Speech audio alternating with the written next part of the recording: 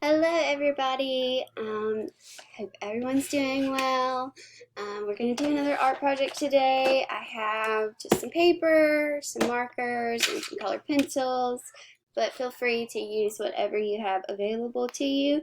Today, I'm going to show you how to make a very simple but very beautiful rose drawing. So kind of keep in mind whatever color you want your rose to be. It can be a realistic rose. It can be a totally crazy unrealistic rose. I think I want to do purple. I don't know why, just because, oh, just that's how I'm feeling today. Alright, so what I'm going to do is start in the middle of my paper, just so I can make sure I have enough room to do the whole drawing, and if I need to, I can always cut off the extra paper later if I have extra room. I'm drawing in my sketchbook today just because I ran out of blank white pieces of paper, so feel free to draw wherever you have an empty spot. Alright, so what I'm going to do is I'm going to start by creating a swirl in the middle of my paper, and a swirl is kind of like if you think about a snail and the little design on his shell.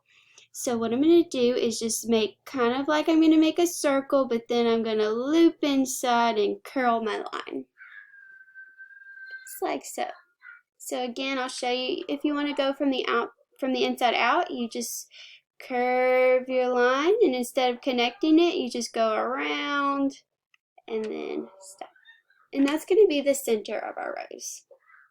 Alright, now what I'm going to do is I'm going to create curvy lines around the outside of the swirl to create my rose effect.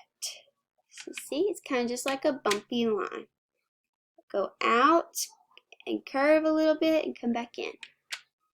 Go out, curve a little bit, and come in.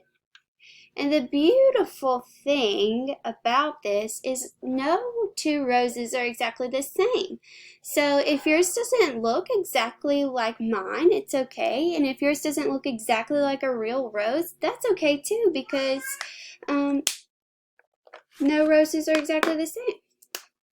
So I'm just switching colors just because I felt like it, and I'm just going to keep adding some petals around the outside of my rose. Alright, so I added another layer of the curvy petals. I'm just going to keep going with this color a little bit. And what I'm doing is I'm putting the petals in between the gaps. So right here where these two petals met, I'm going to go from the middle and have my petal go around the gap. But you don't have to do it that way. That's just kind of like how I like to do it. So see, I could come from right here and make a petal if I wanted to, and that's still very beautiful. So you're just going to fill in and add as many petals as you want to. The more petals you add, the bigger your flower or rose, whatever you want to call this, will get. I think I'm going to go back to my first color again, which is very similar to the last color I was using. Just a teeny tiny bit lighter. Alright, and again guys, you can keep going and going and going and make this flower as big as you want, but I'm going to go ahead and stop right there and show you how to draw the leaf. So I have a green marker now, and all I'm going to do is decide where I want my leaves. I'm going to put one right here, and maybe one, or maybe I'll do two at the bottom and one at the top.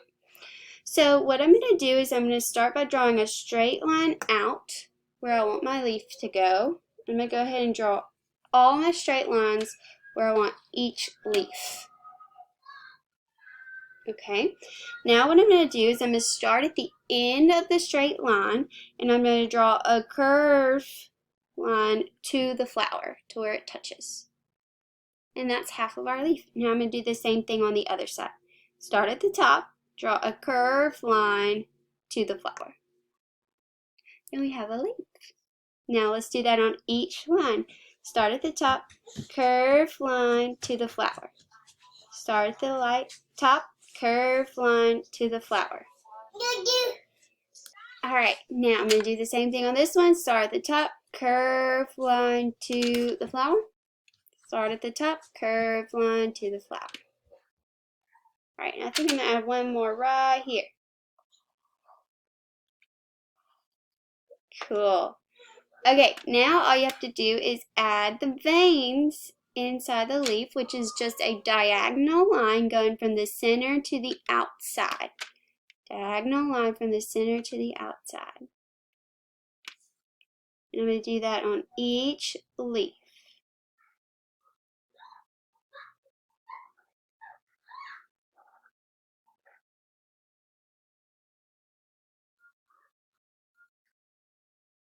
Alright, so now I have a beautiful flower with some leaves. And what you can do is you can take your colored pencils or crayons, or if you want to do what we did with the butterfly and use water to color it in, you can do that too. So I'm just going to go ahead and color in my beautiful flower drawing. And I know yours is beautiful because y'all do such a great job on all of your art. And remember, if yours doesn't look like mine, that's okay because you are your own artist and yours isn't going to look like mine because we are two different people.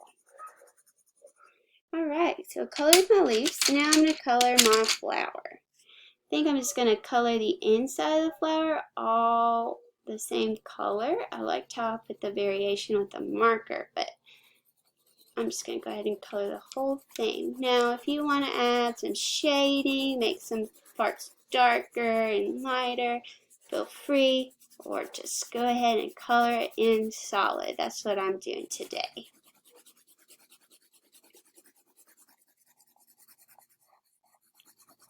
Alright, now you have a beautiful flower.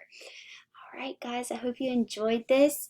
Just a little idea, you can save this flower and you could make it into a Mother's Day card for your mom or your grandma or something, or you could make a special picture for Mother's Day, which is coming up in a couple weeks.